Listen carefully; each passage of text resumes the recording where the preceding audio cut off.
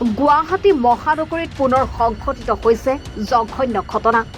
এগৰাকী 8 বছৰীয়া নাবালিকাক অশ্লীল ইংগিত দি ৰঙাঘৰৰ আলহী হ'ল এটা লম্পট। ধৃত লম্পটটো নগাঁও কামপুৰৰ ধনেশ্বৰ ডেকা। জানিব পৰা মতে মহানগৰী পানীখাইটি আৰক্ষী চকীৰ অন্তৰ্গত পানীখাইটি ঘুলিগাঁৱত কৰ্মসূত্ৰে বাস কৰি থকা ধনেশ্বৰ ডেকাই এগৰাকী নাবালিকাক চকলেট দিয়াৰ প্ৰলোভন দি অশ্লীল ইংগিত প্ৰদান কৰে। ইয়াৰ পিছতে নাবালিকাগৰাকী সমগ্ৰ ঘটনা পৰিয়ালৰ লোকক বিৱৰি কয়।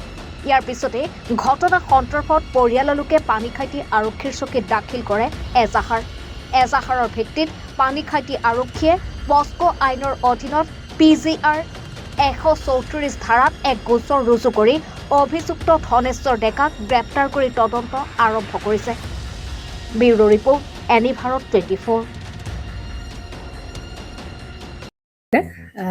জুবিন গাৰ্গৰ গীতসমূহৰ ওপৰত আধাৰিত গানে কি আনে নামৰ এটা সুন্দৰ অনুষ্ঠান আপোনালোকৰ ওচৰলৈ আহি আছে অতি শীঘ্ৰে।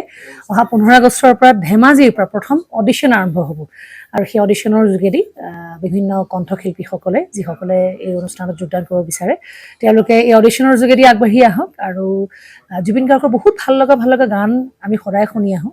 আৰু আপোনালোকৰ যদি ভাল লগা গান থাকে জুবিন গাৰ্গৰ আপোনালোকে গাই ভাল পায় তেন্তে অডিশ্যনত যোগদান কৰক। মোৰ ফালৰ পৰা আন্তৰিক শুভকামনা থাকিল এই সম্পূৰ্ণ অনুষ্ঠানটোলৈ। ধন্যবাদ।